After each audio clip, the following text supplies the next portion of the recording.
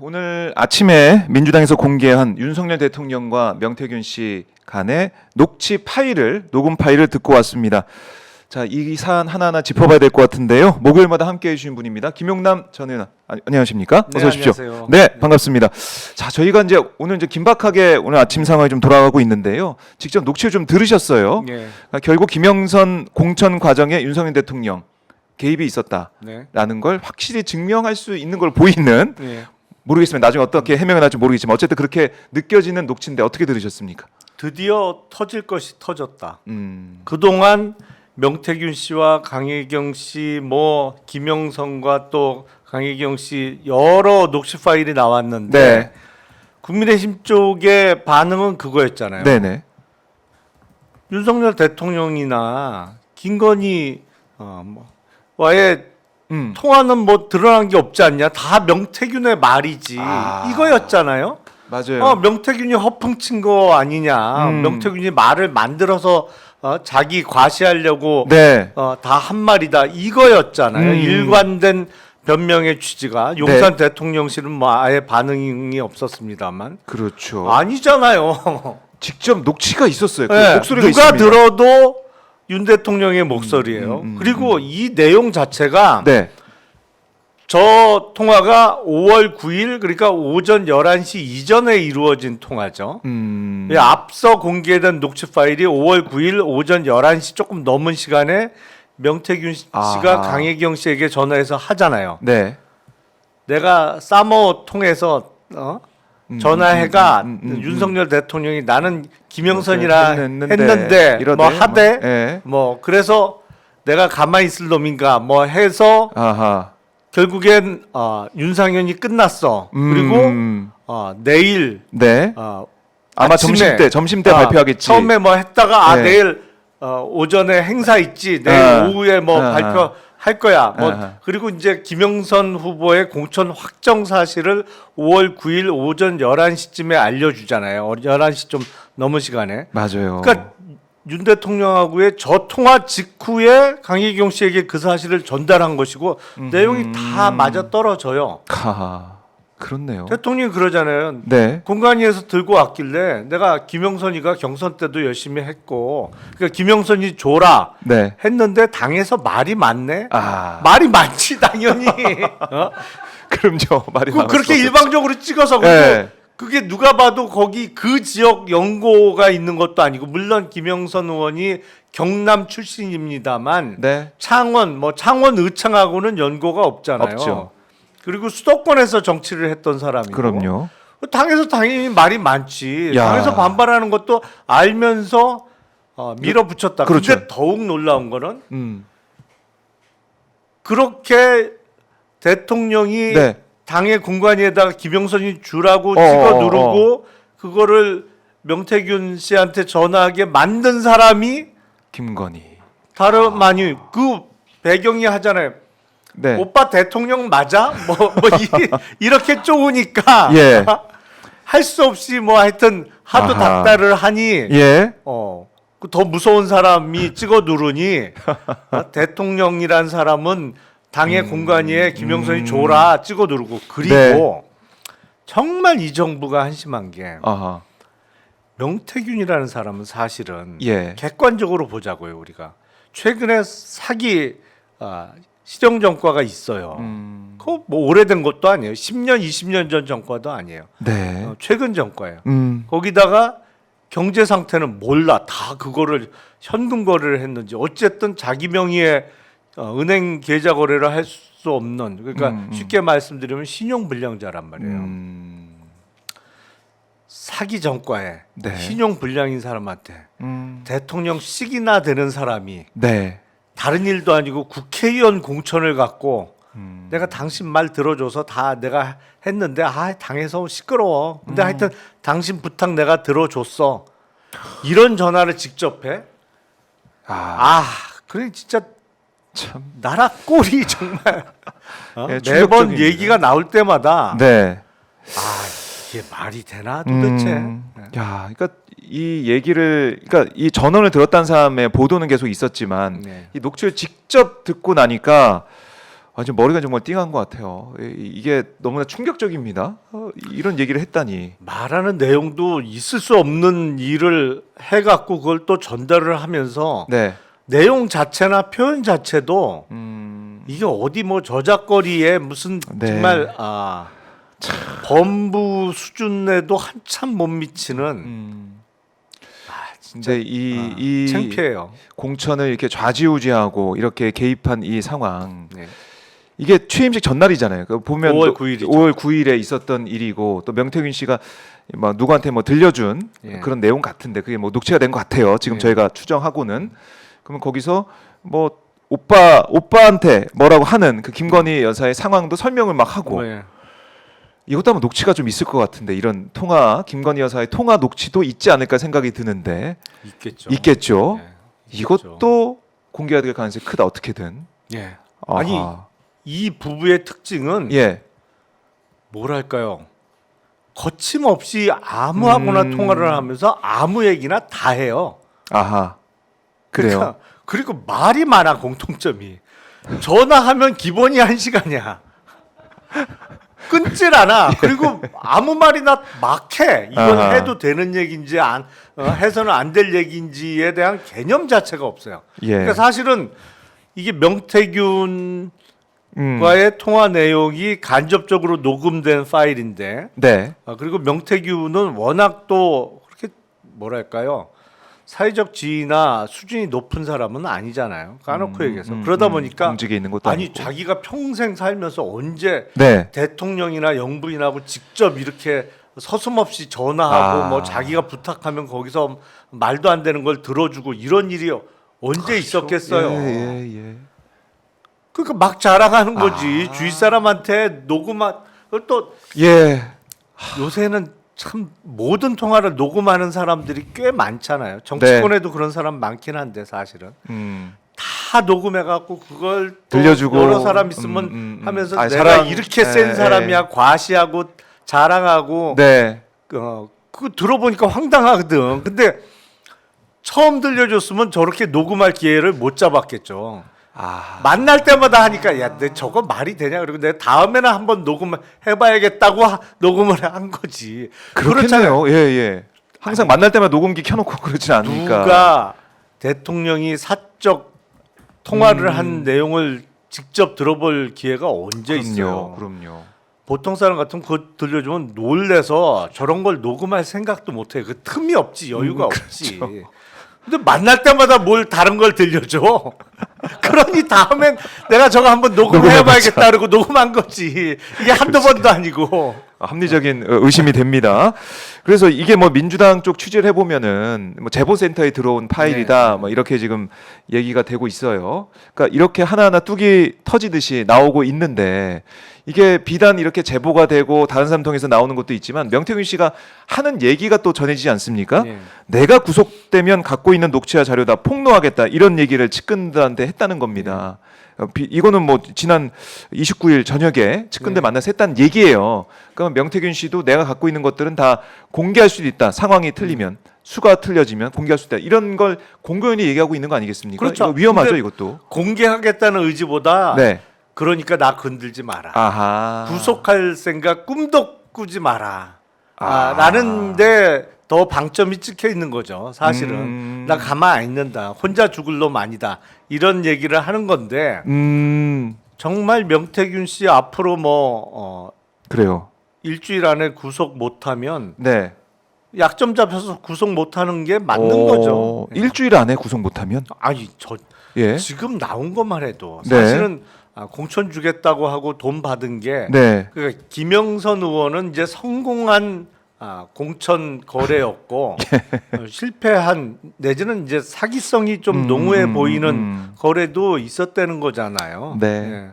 그러니까 그런 게 이미 한두 건이 아닌 것 같은데 그리고 지금 드러난 것만 해도 네. 사실은 정치자금법 위반이 됐던 뭐가 됐던 안 될 수가 없죠. 그리고 지금 드러난 오늘 윤 대통령의 육성 저거는 정당법 위반, 공직선거법 위반, 정당의 업무 방해, 뭐 예. 뭐가 돼도 됩니다. 저거는. 그래요. 예.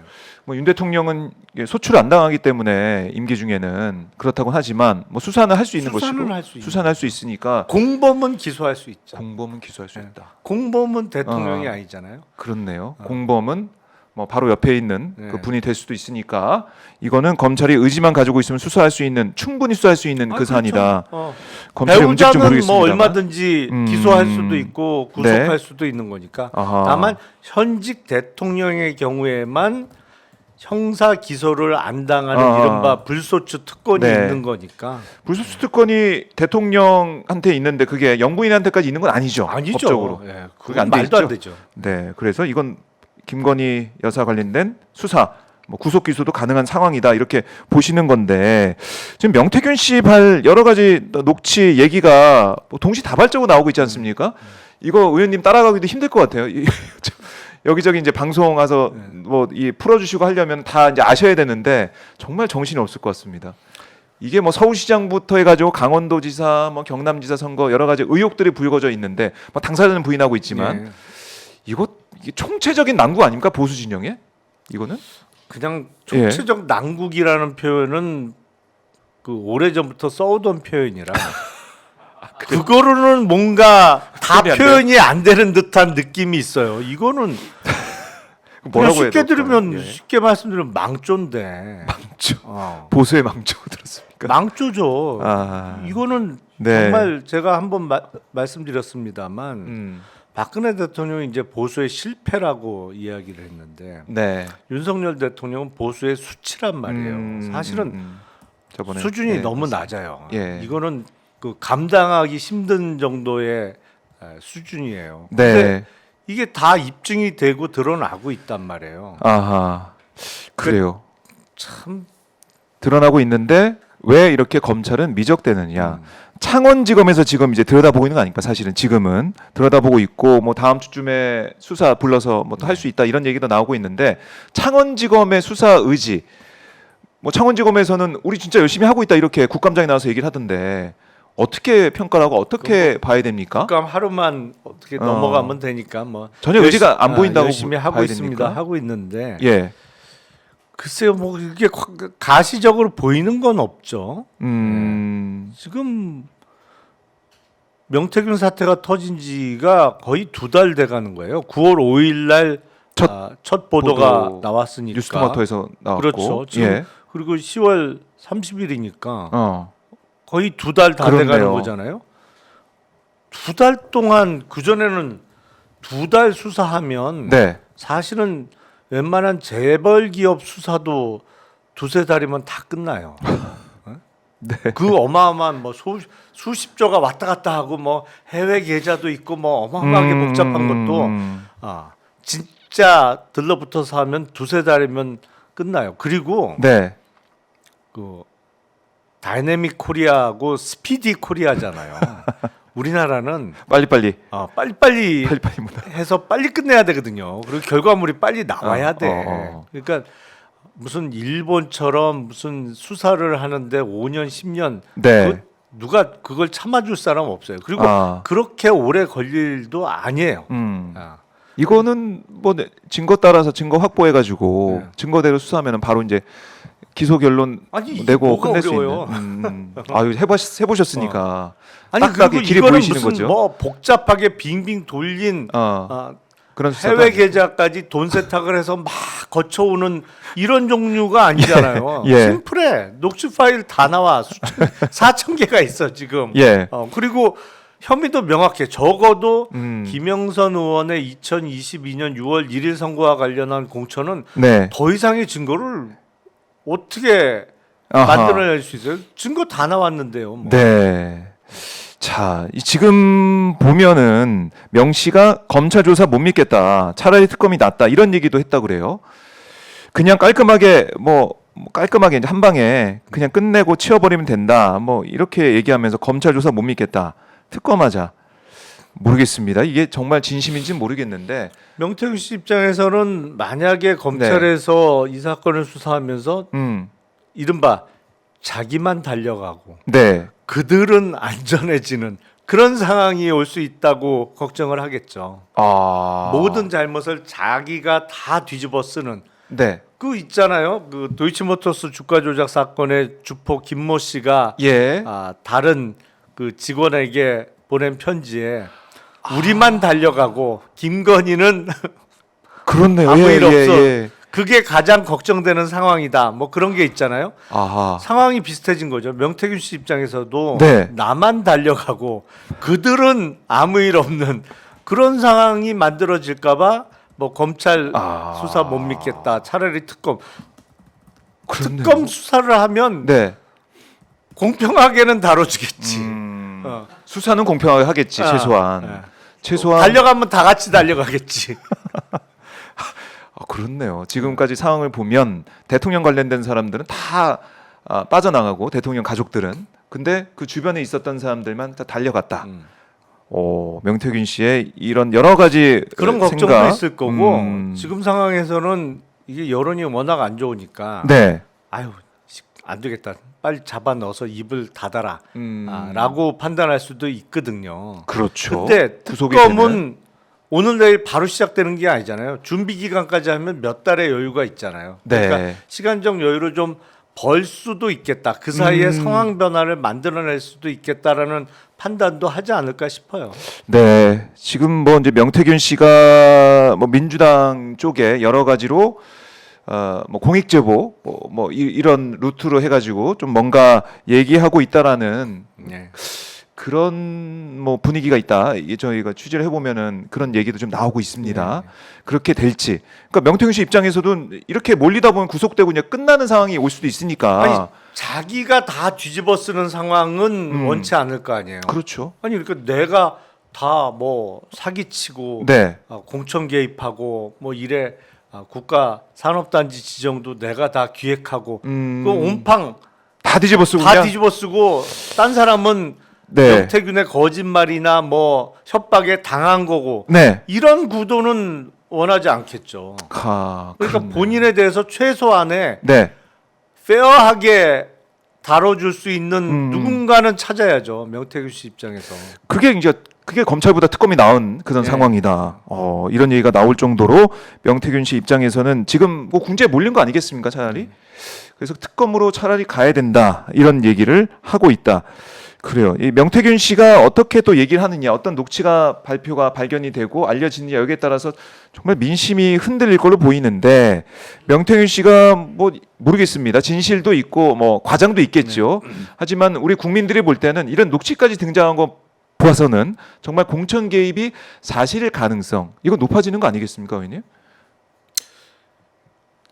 이미 오래전에 정치적인 입증은 끝났다라고 제가 말씀을 드렸었는데 이제는 오늘 녹취 파일도 사법적 입증도 끝났다라고 말씀드릴 수 있어요. 사법적 입증도 끝났다. 오늘 녹취로 예. 사법적 입증도 끝난 거다. 아니 더 이상의 직접적인 공천 개입 증거가 어디 있어요? 그렇죠. 이거 본인의 입으로 그렇네요. 내가 공관위가 들고 왔길래 김영선이가 경선 때도 열심히 했고 김영선이 네. 주라고 얘기했는데 당에서 말이 그렇네요. 많아. 뭐 더 이상의 직접 증거가 어떻게 있을 수가 있어요. 혹시 윤 대통령이 내 목소리가 아니다. AI 성렬이다. 뭐 이렇게 얘기하지는 않겠죠. 어떻게 반응을 하려나 모르겠습니다. 대통령실에서 모르죠. 그때 이거에 뭐 대해서 어떻게 바이든 날리면 이렇게 해명하다 그때가 떠올라가지고 어떻게 할까? 근데 저거는 바이든 날리면보다 더 또렷한데 그거보다도 더 또렷한데 저거는 그때 비교할 수 없을 정도로. 또 온 국민 청력 실험을 하려고 들래나요? 그러니까 대통령실의 입장이 나오면은 저희가 바로 또 전해드리기도 약속드리고 지켜봐야겠지만은 와 이거 진짜 큽니다 오늘 이 녹취는. 근데 네. 정말 오랜만에 민주당이 전공법을 택해서 잘 했네요. 그래요. 네, 왜냐하면 국감 시작 전에 분명히 이번 국감 시즌에 대통령이나 영부인의 육성이 국감장에서 나올 거다라는 맞아요. 예상을 했잖아요. 맞아요. 왜냐하면 예. 면책 특권이 있으니까 상임위원회가 열리는 기간이나 아니면 네. 국감장에서의 국회의원의 발언이나 뭐 이런 거는 면책 특권이 부여되니까 네. 국감장에서 나올 거다. 그러는데 사실 저거는 국감장이 아닌 민주당 회의장소였잖아요. 맞습니다. 그러니까 네. 이른바 전공법을 택한 거예요. 저게 약간의 논란은 있습니다만 그 정보통신비밀보호법 위반 여부가 조금 논란이 있거든요. 왜냐하면 대화 상대자가 아닌 제3자가 녹음한 거잖아요. 근데 그걸 그렇네요. 트는 경우에 그걸 틀어주는 제3자가 이 법 위반이 되냐 안 되냐 뭐 그것도 확립된 우리나라 판례가 있는 건 아닙니다. 논란이 있어요. 이게 논란이. 법 위반이 된다는 의견도 있고 안 네. 된다는 의견도 있어요. 그래서 그걸 완벽하게 피해갈 수 있는 게 국회의원의 면책특권이 부여되는 국정감사장이다. 네. 때문에 국감장에서 나올 거다 했는데 국감장이 아닌 민주당 회의장이기 때문에 저거는 면책특권은 부여되지 않습니다. 하지만 저건 공익 목적이고 네. 그리고 누가 저 파일을 만들어서 허위 파일을 튼 게 아닌 한 아니죠. 우리는 그냥 간다 직진이다. 오랜만에 시원하게 한 건 했는데요. 그래요. 예. 민주당이 정말 전공법으로 돌파를 시작했다. 이게 큰 울림을 또 주고 있다라는 건데, 근데 지금 김건희, 윤석열 두 사람이 어떤 생각할지는 모르겠지만 김건희 여사 입장에서는 억울하다. 왜 이렇게까지 문제가 될 일인가라는 생각하지 않을까 이런 판단이 들어요. 왜냐하면 명품백 그때 한참 불거졌을 때 전당대회 때 국민의힘 전당대회 때 허은하 대표한테 연락해가지고 1시간 동안 뭐 통화한 걸로 추측이 됩니다. 뭐 시간은 측정하지 않지만 길게 통화한 것 같아요. 나 억울하다. 이런 문제 여러 가지 문제를 얘기했는데 허은하 대표는 구체적으로 얘기 안 하더라고요. 대화 내용은. 네. 어쨌든 김건희 여사 입장에서는 여기저기 전화하면서 억울하다. 이게 사실은 이렇다라고 읍소를 좀 하는 것 같은데 어떻게 보십니까? 억울해 한다는 얘기를 들은 국민이 더 억울하죠. 사실은. 그럼요. 진짜 억울하죠. 국민들이 네. 억울할 일이죠. 아니 그게 억울해 본인이? 뭘 잘했다고? 명품백을 받고 네. 그게 촬영이 됐고 받은 건 사실인데 네. 그게 지금 사실 이른바 이제 권익위도 그렇고 검찰에서도 무혐의 처분한 게 이게 말이 되느냐. 국민들이 너무 화가 나는데 그게 억울하다?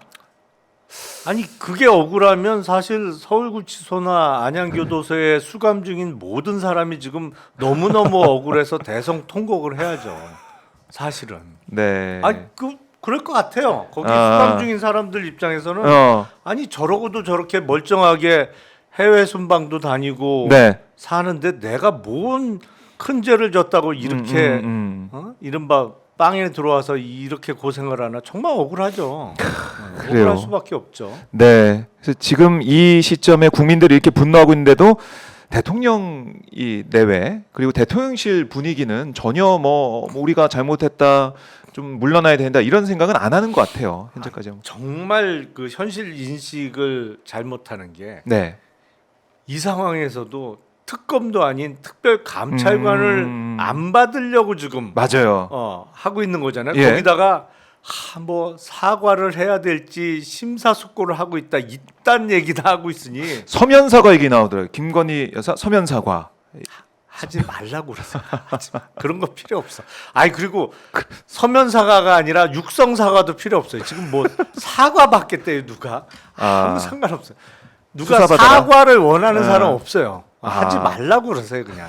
하지 말라고. 어떻게 되는지 한번 보자고. 그러니까 사과로 끝낸다. 뭐 제2부속실 만들어서 끝낸다. 이거는 전혀 받아들일 수 없는 택도 없죠. 택도 지금 없다. 아니 이거보다 훨씬 어떤 국민적 충격이 사실은 덜했던 대통령 친인척의 문제에 있어서도 그 사람들 다 구속됐습니다. 그렇죠. 그렇잖아요. 네. 왜냐하면 위정자기 때문에 자기 주의에 대한 관리 책임이 더 큰 거고 네. 그리고 더 엄격하게 다뤄야 되는 게 맞아요. 그래야 대통령이 어디 가서 법질서 수호를 얘기할 수 있는 거고 네. 법을 지켜야 되고 똑바로 살아야 된다는 얘기를 할 수 있는 거지. 자기 주변이 이렇게 범죄 혐의가 득실득실한데 아무 일 없이 비호를 해주면 네. 누구한테 그런 걸 요구할 수 있겠어요. 그러니까 과거 대통령들이 네. 자기 아들도 다 구속되게 아하. 하고 뭐 자기 형이 됐던 누가 됐던 그렇죠. 아무리 친한 오랜 기간 같이 의지하고 네. 이른바 동지 관계에 있던 측근들도 다 구속되는 거를 용인하고 그렇게 하라고 했던 거잖아요. 사실은 원칙대로 해라. 그렇죠. 라고 원칙대로 한 거지. 상식대로 해라. 국민들의 눈높이에 맞게 해라. 뭐 이거 아니겠습니까? 아니 적어도 그래야 네. 염치가 있는 거죠. 아. 그렇잖아요. 최소한의 염치가 최소한. 있어야 네. 정치를 할 수 있는 거니까. 그리고 정치는 말로 하는 건데 네. 그 말이 무게가 실리고 권위가 있으려면 그 사람이 최소한의 자격을 갖춰야 되는 거고 네. 국민들이 보기에 그래도 최소한의 염치는 있는 사람이야라는 평가를 받아야 그 말이 무게가 실리고 권위가 쓰는 거잖아요. 네. 그것 때문에 하는 거죠. 누구는 자기 아들 귀한지 몰라요. 그럼요. 네. 자기 가족은 다 귀한데.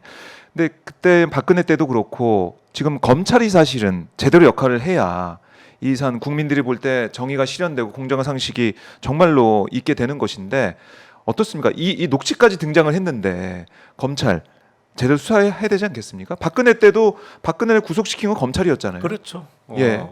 아니 해야 되는데 해야 요새는 되는데. 좀 이상해요. 그 전엔 이제 그게 일종의 조직 문화, 뭐 조직에 대한 일부에서는 삐뚤어진 애정 내진 사랑이라고도 지적을 받은 적이 있습니다만 이 네. 정도 상황이 오면 야 이러다가 검찰 조직 자체가 망가지거나 다 죽겠다. 아, 그러면 최소한 그 공평하게 하는 모습을 보이기 위해서라도 네. 나간단 말이에요. 진도를 뺀다고요. 네. 그러면 소환 조사하고 차례대로 영장을 쳐 올라가는 거죠. 영장을 쳐 올라가고 그리고 주장해야죠. 버텨야죠. 이건 뭐 구속 안 할 수가 없습니다. 이미 혐의가 이렇게 나왔고 네. 증거도 명확하기 때문에 뭐 그게 아들이 됐던 배우자가 됐던 이건 구속하는 게 맞습니다라고 버텨야지. 그리고 어쨌든 뭐 우리는 합니다. 우린 합니다. 네. 검찰 법과 원칙대로 합니다. 라고 해야지. 그래야 살죠. 그래야 네. 국민들이 그래도 최소한 밥값은 하네 라고 생각을 하고 그래야 월급 계속 받을 수 있고 그 조직이 유지가 되는 거예요. 네. 근데 이 정부 말기에 총장 한번 하고 그만둬야 되는데 아니면 내가 요 다음에 서울중앙검사장 가면 그 다음부터는 네. 총장 1순위인데 나는 살아야지. 그러다 보면 다 죽는 건데 요새 몇몇 인사들은 일단 내가 살아야지가 너무 중시되고 있는 거 아닌가 싶어요. 네. 이렇게까지 상황이 전개가 됐는데 이프로스 조용하다. 이런 얘기. 그러니까 그것도 좀 이상해요. 이 정도면 부글부글 해야 되는데 왜냐하면 그 수사팀 이외에 이 사태를 지켜보는 검사들이 수사팀 니네 뭐 하는 거냐 이러다 네. 다 죽는다. 최소한 할 거는 해라. 이런 목소리가 나와야 되거든요. 그러니까 그게 참 희한하고 네. 그래서 박은정 의원도 검찰은 죽었다라고 했고 이문정 검사가 장례식 준비하겠습니다. 이렇게 얘기할 정도로 아니 뭐 이문정 검사가 상주는 아닌 것 같고 그렇죠. 검찰에 지금 있기 때문에 그만큼 검찰이 신뢰를 잃었는데 그래서 결국 특검으로 가야 된다. 계속 이제 정답은 가야 될 길은 특검이라는 말이죠. 특검이 이제 되겠느냐? 근데 통과가 될 수 특검은 있겠느냐? 하긴 해야 되는데 네. 이렇습니다. 이제 검찰이 수사를 진행하던 사건은 특검이 그 수사를 하게 되면 그때까지 진행됐던 수사 기록 증거 일체를 다 특검에 넘겨요. 근데 그것까지는 해줘야 돼요. 그러니까 최대한 증거 수집하고 정리해서 넘겨주는 것까지는 해야 되거든요. 네. 그러려면 지금보다는 수사 진도가 훨씬 빨라야 돼요. 그리고 사실은 특검은 글쎄 언제 성사가 될지 모르겠습니다만 이게 아무리 빨라도 한 달은 걸리잖아요. 준비 기간이 있습니다. 네, 준비 기간이 있고 일단 이게 네. 본회의 통과되고 아하. 권한만한 거부권 행사하고 예. 재의결을 거쳐야 확정되고 그게 통과되더라도. 확정이 돼도 준비 기간을 거쳐서 이제 팀 꾸려서 해야 되니까 네. 한 달이 아니라 사실은 더 걸리죠. 공청 개입은 예. 사실은 그 안에 끝낼 수 있어요. 충분히 수사를. 그래요. 수사를 네. 바로 할 수 있다. 자, 오늘 이 녹취가 공개가 되면서 결국 이 녹취에 대한 검찰의 무슨 움직임 이걸 좀 보면 국민들도 판단할 수 있을 것 같은데 글쎄요, 뭐 검찰이 이 녹취가 등장했다고 해서 빠르게 움직일 것 같지 않아요. 제가 봤을 때는 그냥 그럼 지금 진짜 요지부동할 것 같아서 정말 한심한 거죠. 네. 결국에는 보수 진영에 아까 뭐 보수의 망조가 되었다라고도 말씀을 하셨지만 보수가 또 움직여야 특검 뭐 표결에서도 네. 찬성표가 이 3분의 2 이상 나올 수가 있는 것이고 그리고 뭔가 좀 목소리를 내야 보수의 희망도 있는 거 아니겠습니까? 근데 전혀 그게 안 보인다. 특히 한동훈 대표가 어제 취임 100일 맞아가지고 여러 가지 얘기도 했지만 특검은 입에 못 올리고 김건희라는 이 세 글자도 입에 못 올리고 하면서 국민 눈높이와는 좀 동떨어진 모습을 보인 것 같아요. 약해요. 확실히. 약하다? 약해요. 뭔가 두려워서 그럴까요? 걱정이 되는 게 있을까요? 뭐 그럴 수도 있겠죠. 그리고 사실은 올해 들어서 네. 틈이 벌어진 거지. 작년 연말까지만 해도 너무너무 좋은 사이였잖아요. 그러니까 법무부 장관에서 바로 여당 비대위원장으로 직행을 했던 거죠. 제일 믿을 만한 카드로. 네. 예. 작년 연말까지는 사이가 너무너무 좋았던 거예요. 그러니까 올 들어서 틈이 벌어진 거지. 그러다 네. 보니까 이른바 일부 사안에서는 당사자성도 있을 수 있겠죠. 그러니까 뭐 그런 문제도 있을 수 있는데 내가 엮여 있는 문제가 있다. 한동훈 입장에서는. 글쎄, 근데 한동훈 대표도 네. 앞으로 계속 정치를 하겠다고 하면 결단이 좀 필요하지 않을까 싶어요. 결단이 필요하다. 지금 이대로는 안 된다. 네. 어제도 국민의힘 당사 앞에서 집회가 있더라고요. 뭐 이른바 이제 태극기 집회, 뭐 보수 집회가 있었는데 뭐 살모사 한동훈 이런 팻말도 등장을 했고 한동훈 대표를 원색적으로 비난하는 모습도 많았거든요. 그러니까 보수 내부에서도 이게 친윤과 이른바 친한 네. 이게 또 분화가 되고 있어서 내부 분열, 여권은 지금 분열되는 양상이다. 그것도 맞죠. 예. 사실은 의견은 다 다를 수 있어요. 그러니까 지금도 윤석열 대통령 부부를 옹호하는 분들도 계신 건데 뭐 그거는 본인 의견이니까. 네. 그런데 항상 결론은 합리적이고 이성적인 기준에서 내려져야 되잖아요. 그러면 대통령 부부가 저렇게 사기 전과에 신용불량인 상태고 이래저래 뭐 공천이 됐던 네. 그게 지역 개발 사업이 됐던 이권에 개입한 흔적이 많은 사람하고 네. 저렇게 자주 서슴없이 연락하면서 다른 사안도 아니고 네. 국회의원 공천과 관련해서 부탁받고 부탁 무리하게 힘써서 들어주고 이랬는데 예. 이게 옳은 일이냐 아니면 그런 대통령을 그냥 계속 잘한다고 박수 쳐 주면서 지켜봐야 되냐?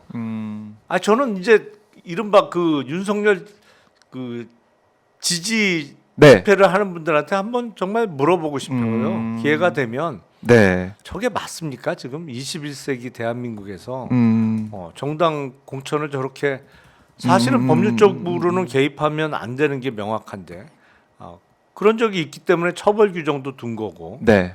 저렇게 서슴없이 범법을 저지른 사람을 그냥 놔두는 게 맞습니까? 라고 한번 물어봐야 될 필요도 있어 보여요. 아하. 이게 이 상황을 이렇게 두고 보는 게 맞냐 이거를 윤석열 대통령 지지자들한테까지 물어보고 설득을 하고 이런 게 좀 필요하다라는 말씀이신데 사실 윤 대통령의 지금 공천 개입 의혹 우리가 녹취를 들어서 충격적이지만 사실 대선 과정에서도 여러 가지 불법 의혹들이 불거지고 있습니다.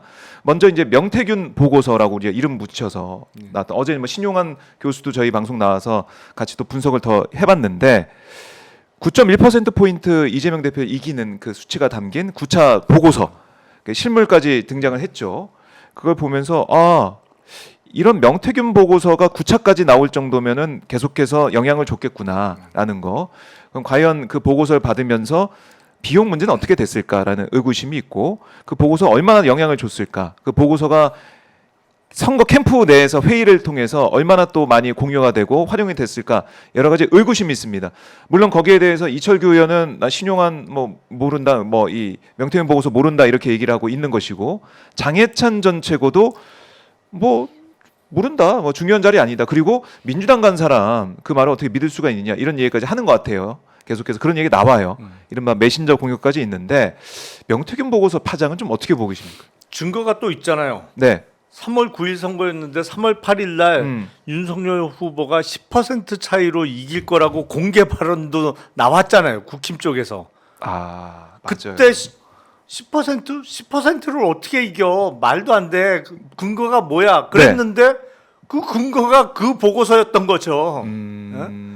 아니 다른 어떤 여론조사에서도 물론 선거 직전이었기 때문에 그때는 블랙아웃 기간. 공표 금지 기간이었어요. 맞아요. 그러니까 여론조사를 돌려도 공개적으로는 발표할 수 없는 기간이었습니다만 여론조사는 계속 돌리죠. 그렇죠. 계속 돌리잖아요. 그래서 참고는 하잖아요.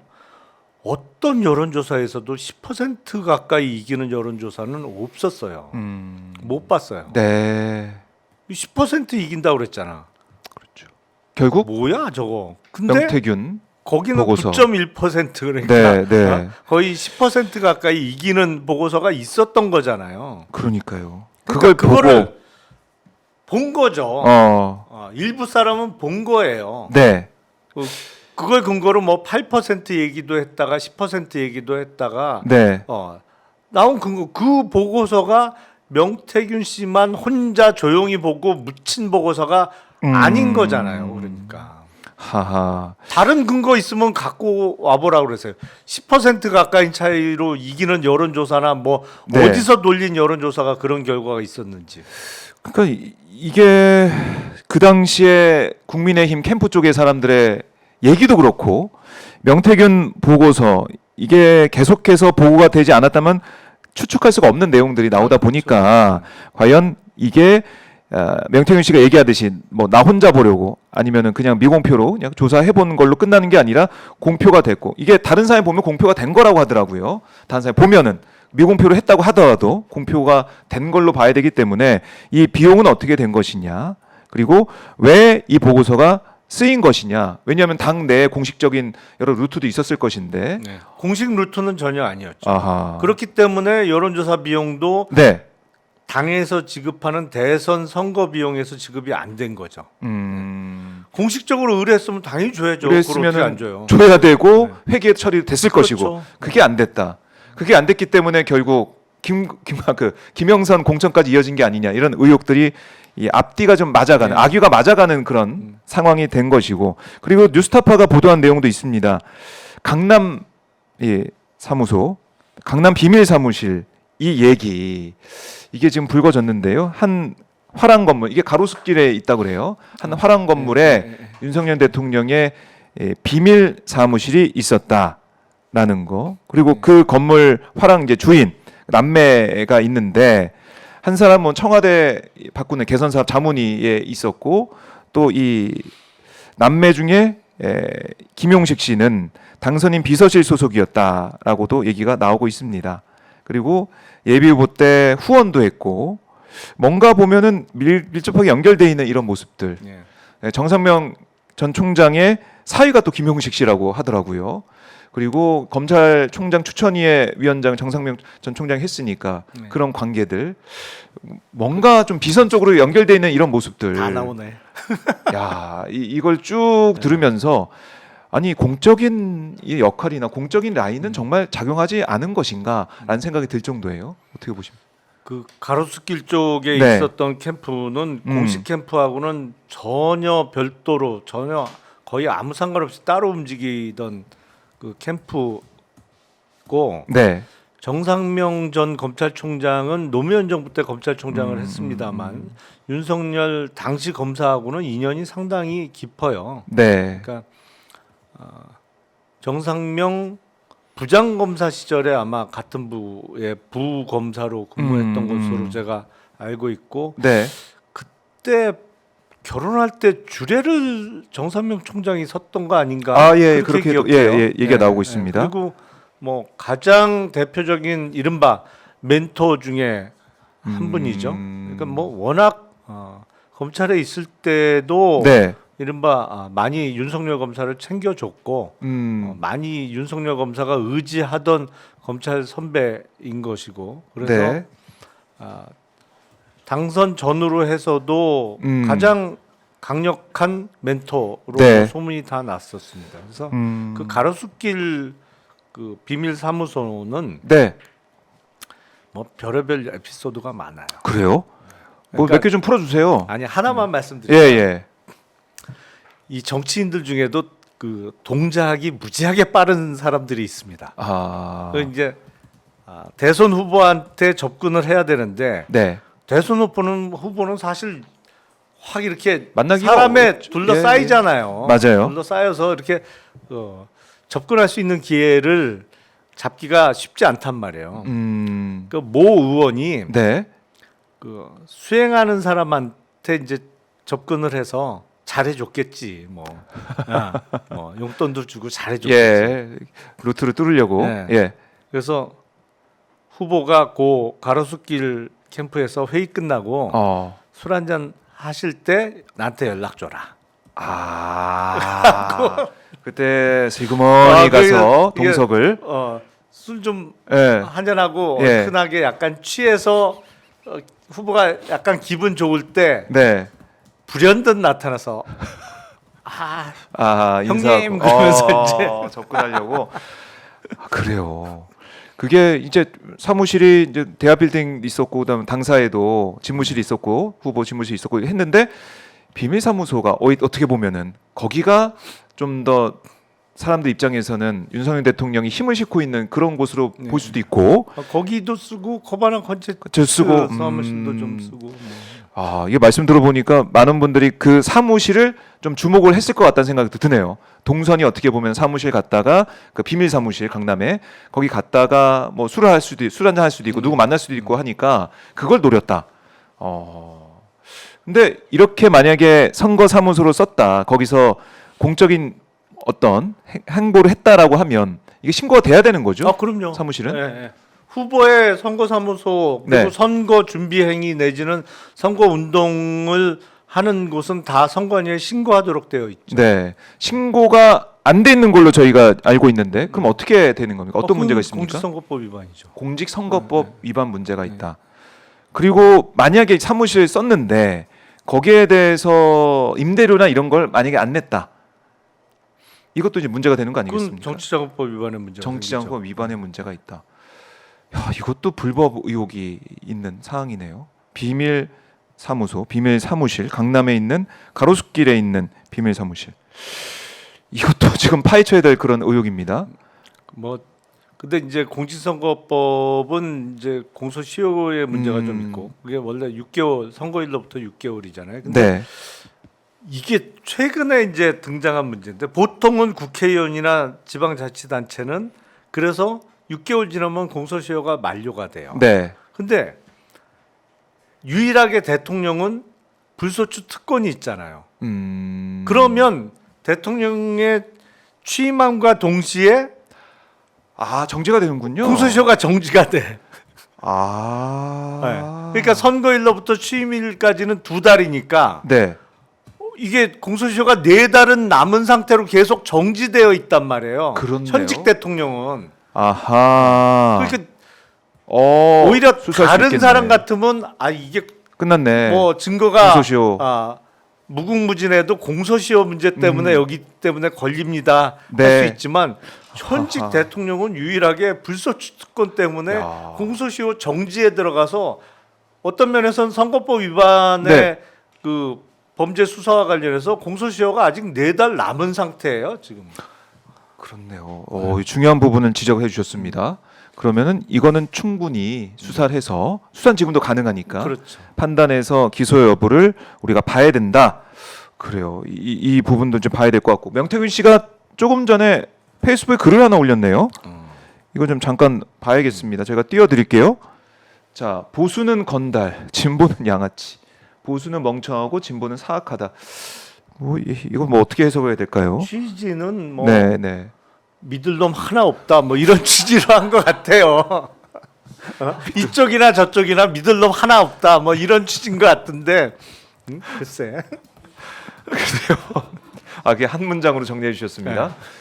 그러니까 지금 명태균 씨 입장에서도 지금 개인적으로는 뭐 네. 구속의 위기 네. 그리고 처벌받을 가능성 여기에 대해서 두려움이 있을 것이고 이거 어떻게 방어해야 되나라는 생각을 가지고 뭐 녹취 얘기도 하고 메시지도 뭐 공개를 하고 또 지금 이 녹취 윤 대통령 목소리까지 나와 있는 상황인데 뭐 자이든 타이든 나와 있는 상황이기 때문에 지금 흘러갈 때 흘러왔습니다. 막판에까지 왔기 때문에 여기에 대해 좀 여러 가지 좀 생각이 드는 것 같습니다. 그러니까 기댈 데가 네. 없다는 심정 아닌가 싶어요. 기댈 데가 없다. 마지막 카드가 어떻게 보면 윤석열 대통령, 김건희 여사 이 녹취, 그러니까 중요한 뭐 어떻게 보면은 탄핵 하야를 한 달 만에 시킬 수 있다라고 얘기해 왔던 그 녹취 증거 이런 것들일 텐데 어떻게 보세요? 이거 막판에 까겠습니까? 어떻습니까? 구속 위기에 막판에 몰리면 할 거라고 보세요? 할 것 같아요. 자기 혼자 다 뒤집어 쓸 수는 없다라고 생각하고 있는 것 같아요. 지금. 네. 이판사판 네. 뭐 이제 간다. 깔 가능성이 있다라는 거고. 자, 이 명태균 씨의 녹취 오늘 윤석열 대통령 목소리에 나왔기 때문에 이제 또 오늘 이후의 국정 상황 네. 지금 대한민국의 분위기는 또 달라질 것 같습니다. 그렇죠. 이제는 직접 육성이 나왔기 때문에 네. 이제는 판이 바뀌는 판이 바뀌었다. 거거든요. 그리고 아까 제가 민주당이 정말 이번에는 시원하게 잘했다. 네. 전공법으로 했는데 음, 내일 모레 또 대규모 장외 집회가 예정되어 있잖아요. 그렇습니다. 네, 토요일에. 이번 토요일 날. 네. 그 제가 보니까 타이밍을 기가 막히게 맞춘 것 같아요. 그러니까 아하. 내일 모레 집회를 앞두고 네. 내일도 너무 늦은 것 같고 왜냐하면 이게 여론이 끌어올리는데 시간이 필요하니까 네. 그래서 딱 이틀 전에 오늘 아침에 국감장도 아닌 회의장에서 면책특권 도 뒤에 예, 숨지 않고 숨지 그냥 않고. 과감하게 전공법을 네. 택해서 이렇게 공개를 한 게 음, 이제는 정말 판이 바뀐다는 신호를 제1야당에서 주면서 스스로 그 선두에 치고 나가는 모습을 보여주는 거 아닌가 싶어요. 네. 나이스 한마디로. 나이스. 민주당 나이스 외쳐주셨는데 그러면 이 상황까지 왔으면 국민의힘도 좀 술렁이지 않을까요? 어떻습니까? 그렇겠죠. 이제는 그러니까 계속 불안불안해하던 의원들 중에 일부는 네. 야 이게 못 버틸 것 같다. 라고 판단하는 사람이 분명히 나올 거예요. 그러니까 그 동안은 여기서 밀리면은 또 탄핵까지 간다. 네. 그럼 또 보수 괴멸이다. 그렇죠. 그건 막아야 된다 이런 움직임. 특히 영남권 의원들이 워낙에 국민의힘에 많다 보니까 그게 공감대가 있었습니다. 네. 근데 이제는 그렇게는 안 된다. 이걸로 못 막는다. 그렇죠. 못 맞고 예. 여차하면 우리까지 다 죽는다. 그래서 사람들은 다 자기 입장에서 그렇죠. 판단을 하잖아요. 명태균 네. 씨도 지금 그러고 있는 아하, 거고, 아하. 뭐 보수고 진보고 믿을 놈 하나 없다라는 심정을 드러낸 거고, 네. 국힘 의원들도 자기 입장에서 이러다 나까지 죽겠다, 진짜. 그 생각 진짜 할 것 같아요. 네. 이제 국민 여론이 윤 대통령은 돌을 던지면 맞고 가겠다라고 했는데 그러면 그러겠죠. 혼자 맞으시라. 제가 왜 맞습니까? 제가 무슨 그동안 당신 덕을 본 게 뭐 있다고 저까지 맞습니까? 이런 사람들이 나올 거예요. 그래요. 야, 그러면은 다음 달에 있을 이 재표 결까지 만약에 가게 된다면 거부권 행사할 것 같으니까 재표결까지 가게 된다면 국민의힘 의원들 이탈표 나올 가능성이 크다. 그게 몇 표가 됐든 있죠. 네 표보단 많으실 것이다. 네. 근데 제가 보기엔 이 정도 상황이 왔으면 네. 윤석열 대통령 부부가 현명하게 판단해야 됩니다. 그래요. 네. 어떤 현명한 판단을 해야 됩니까? 어떤 현명한 판단을 해야 된다고 조언하시겠습니까? 현명하게 판단한다고 하면 네. 이제는 수일 내로 대통령이 그 공개석상에 서서 하여튼 일단 사죄가 필요할 것 같고 네. 두 번째는 임기 단축 개헌 발표를 해야 될 것 같아요. 제가 임기 1년 정도 줄여서 네. 2026년 6월 지방선거와 대선을 같이 치르는 그리고 그동안 가장 개헌 내용 중에 네. 공감대를 많이 받았던 것이 4년 중임제니까 지방선거와 그러니까 중앙정부와 지방정부의 임기를 일치시키는 네. 쪽으로 개헌을 하면서 저는 좀 1년 정도 일찍 제 임기를 끝내겠습니다. 라고 하고 어쨌든 네. 배우자 문제는 원칙대로 해결하겠습니다.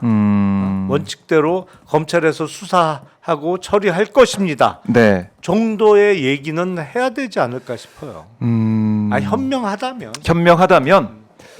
글쎄요, 과연 그렇게 될까는 지켜봐야겠지만은 아직까지 모르겠습니다. 그러니까 그때 바이든 날리면 여러분 다시 한번 들어봐 주십시오. 바이든이 아니라 날리면입니다라고 했던 김은혜 당시 수석의 그 모습이 떠오르거든요. 날리면이면 문장 자체가 안 돼요, 사실은. 그건 더 심각해. 이거 국어도 제대로 못해. 그 당시에 그렇죠. 이 말을 이렇게 못하나 이런 말이 나오는 그런 모습이었는데 이번엔 또 어떤 해명과 어떤 기상천외한 답변이 나올까 여기서 이것도 봐야겠습니다. 잔머리 굴리다간 정말 망하는 겁니다, 진짜. 제가 보기엔 그 야당에서 이렇게 전공법을 뒀으면 네. 대응도 사실은 잔머리를 쓰면 안 돼요. 전공법으로 나가야 돼. 그래서 그렇네요. 제가 앞서 말씀드린 정도 내용 정도는 네. 나와야지. 그거보다 뭐 대충 또 우기고 뭐 뭉개고 이렇게 해결하려고 잔머리 굴린다. 네. 그러면 진짜 죽는 거예요. 그건.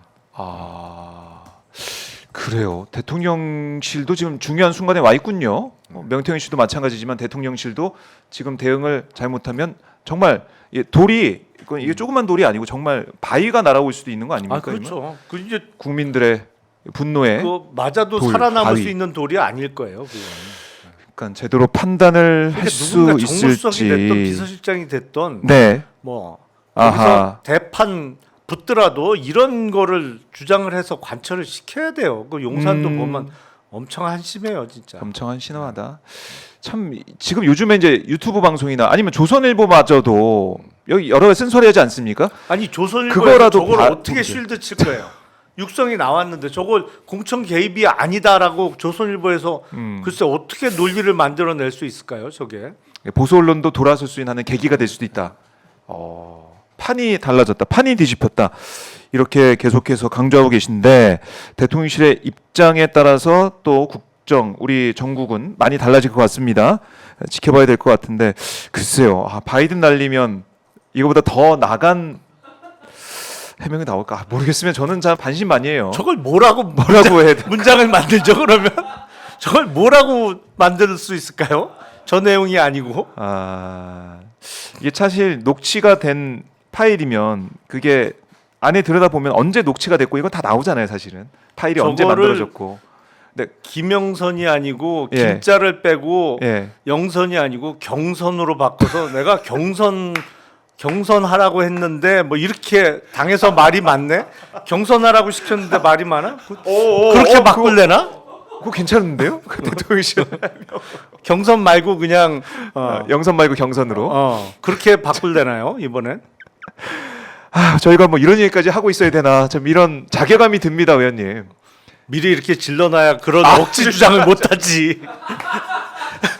맞아. 저거 경선이라고 얘기한 거다 그러면 그렇네. 내 얘기 듣고 따라한 거밖에 안 되잖아요. 그러니까 못하겠지 그 주장은. 김용남 나이스 이렇게 외쳐줄 수밖에 없습니다. 자, 그래도 경제 얘기 그래도 좀 해봐야 될 것 같은데 고려 아연이 또 난리더라고요. 오늘 어떻게 되는지 모르겠는데. 지금 주가 어떻게 돼요? 고려 아연. 어제 바로 유상증자 얘기 나오면서 하한가를 그냥 하루 종일 하한가로 갔는데 지금 오늘은 보니까 네. 12.77% 떨어졌습니다. 떨어졌어요. 네, 100만 밑으로 이제 내려가 있는 계속 상황인데 이게 어떻게 돼? 어떤 전후 사정 좀 설명 좀 해주세요. 왜 이렇게 급락을 했는지. 이 참 어이가 없는 건데 네, 고려 아연에 대해서 이른바 MBK 측이 공개 매수 선언을 했습니다. 우리나라에서 이제 적대적 M&A다 뭐 이런 네. 표현을 많이 쓰는데 그게 적대적이 붙어서 어감이 안 좋은데 안 좋은 게 하나도 아니에요. 어느 나라나 다 그렇게 합니다. 그러니까 네, 그 지배주주가 안 팔겠다 주식을 그리고 경영을 내가 계속 하겠다고 고집을 하는데 아무래도 저거는 경영에 문제가 있어서 경영진을 바꾸고 좀 경영을 잘하면 회사 가치가 훨씬 올라갈 것 같다라고 판단을 하면 네. 그래 내가 그러면 지금 주가보다 높은 가격에 살 수 있는 주식은 다 사겠다. 미국은 원칙적으로는 불문율로 100% 공개 매수 선언을 해요. 근데 우리는 뭐 20%를 하겠다, 네. 30%를 하겠다 이제 정하죠. 그건 어. 앞으로 개선해야 될 부분인데 네. MBK가 공개 매수 선언을 하니까 이제 고려 아연의 최 회장 쪽도 공개 매수 선언을 했어요. 그러면서 서로 공개 매수가를 올리죠. 내가 그래요. 더 비싸게 사준다. 사드릴 테니 나한테 파세요. 그리고 이제 60만 원대에서 시작했던 공개 매수가가 야. MBK는 83만 원까지 올라갔고 네. 고려아연은 자사주로 89만 원에 어. 사드리겠습니다라고 공개 매수 선언을 해요.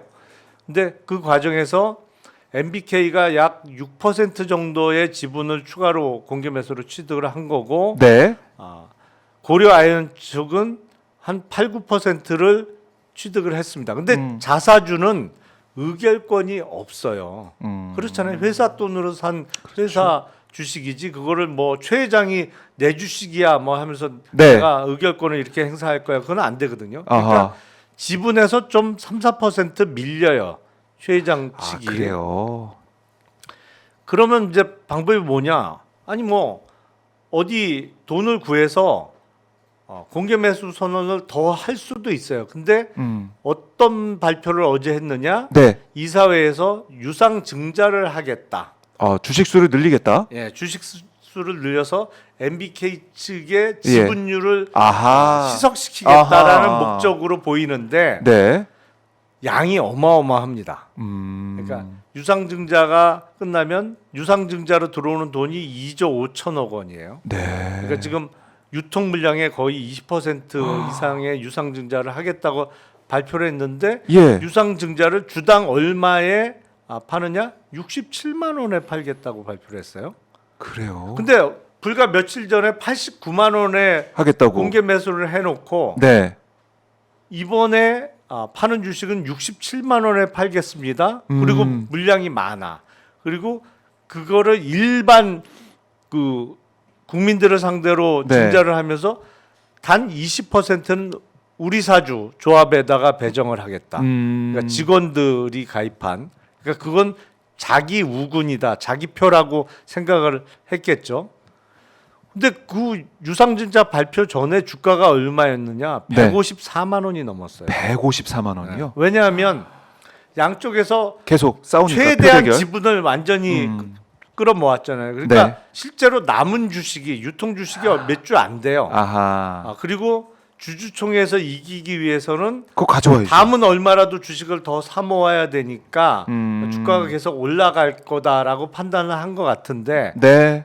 너무 많이 오르기도 했어요. 어. 근데 어쨌든 지금 시세가 154만 원이 넘어가 있는 주식을 새로 주식을 찍어서 67만 원에 팔겠습니다라고 하니까 이게 완전히 하한가를 폭락을. 친 거죠. 그렇네요. 어제 하한가를 쳤고 오늘도 12%. 꽤 큰 폭으로 네. 하락을 한 건데 이게 말도 안 되는 일이에요. 그럼요. 그리고 유상증자를 해서 모으는 2조 5천억 원은 어디에 쓰느냐? 회사 부채를 갚는 데 쓰겠다라고 발표를 했어요. 근데 그 회사 부채는 왜 생겼느냐? 네. 89만 원씩 자사주 매입하면서 쓴 돈이거든. 야. 상당 부분이. 그러니까 그때 돈 빌려서 자사주 하고. 매입하려고 이제 그 목적은 경영권 지키기 위해서 한 건데 네. 그때 생긴 빚을 67만 원씩 유상증자에서 들어오는 돈으로 갚겠다? 아니 이거는 회사가 완전 자기 거야 자기 거. 이 과정에서 개인 투자자들 입장에서는 정말 황당한 거 아니겠습니까? 황당하죠. 갑자기 유상증자 발표해서 그것도 가격도 정말 낮게 발표해가지고 어마어마한 물량을 쏟아낸다. 그러면 지금 비싸게 사서 가지고 있던 사람들은 어떻게 되는 겁니까? 그러니까 일단 그 유상증자 발표 자체가 예. 그 업무상 배임의 이슈가 있을 수 있는데 충분히 저는 배임이 성립할 수 있을 거라고 보이는데 네. 기존의 우리 법원의 판례는 일반 공모로 이루어지는 유상증자에 대해서 거의 제한을 안 둬요. 그러니까 유상증자해서 모은 돈을 어디에 쓸지는 경영 판단의 몫이다. 뭐 아하. 이렇게 하는 게 기존 법원의 대부분의 태도였거든요. 네. 근데 이런 극단적인 사태까지는 없었던 것 같아요. 그러니까 불과 며칠 전에 89만 원씩 자사주 비싸게 사느냐고 빚을 왕창 져놓고 회사가 그 빚을 갚겠다고 67만 원씩 주식 새로 참. 찍어서 발행하겠다? 네. 아하. 이게 야. 지금 보면 상법 개정안이 논란이 많은데 그래서 회사의 이사는 이게 어제 이사회에서 결정한 내용이란 말이에요.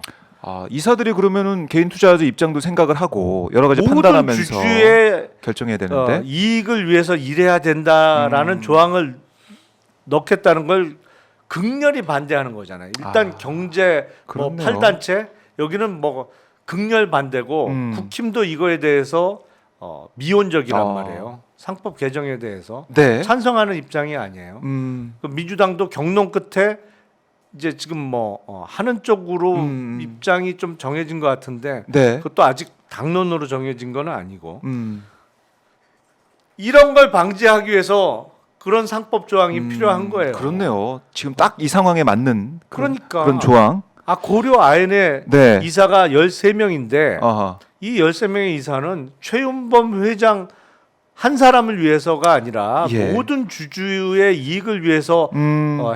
일해야 된다. 네. 의사결정을 할 때 이 내용이거든요. 그러니까 13명의 이사 중에 그 중에 한 명은 그 영풍의 장 회장이에요. 거긴 당연히 반대했고 그렇죠.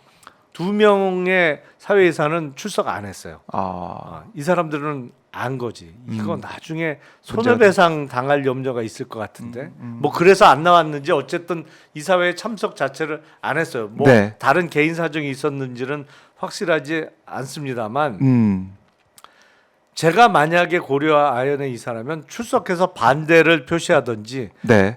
아니면 뭐 최 회장과의 인연으로 내가 이사 자리 들어가갖고 뭐 그동안 사회이사로 이런저런 혜택도 많이 받는데 너무 미안하다. 네. 그래서 불참을 하든지. 왜냐하면 불참하면 손해배상 소송의 대상은 안 되거든요. 참 그 참 어이없어요. 어이없는 상황이다. 지켜보면. 그러니까 이게 어느 순간 막 올라가더니 또 어제 폭락, 오늘도 폭락. 그래서 게시판 같은 데 보니까 진짜 국장 어질어질하네요. 이런 댓글도 있고. 그러니까 국장을 다 떠나는 거예요. 이런 어이없는 일들이 늘 전혀. 벌어지니까 뭐 두산이 됐던 LG가 됐던 SK가 됐던 네. SK텔레콤도 얼마 전에 밸류업 프로그램 발표를 했던데 네. SK텔레콤인가 SK인가 제가 약간 기억이 지금 헷갈립니다만 거기가 SK였나요? 그 자사주를 총 발행 주식의 25%를 자사주로 들고 있어요. 네. 그 사업해서 번 돈으로 자사주를 상당히 많이 사 모은 거예요. 그 자사주 샀으면 이걸 소각을 해서 없애야지. 가지고 있는 거예요. 밸류업 하겠다 그러면서 그 계획은 쑥 빠졌어요. 자사주에 대해서는 이런 방구 얘기도 안 해요. 아. 그 무슨 밸류업이 돼요? 밸류업에 있어서 자사주 매입 소각 이거는 약간 기본이죠. 중요한 부분인데 그 얘기는 없었다.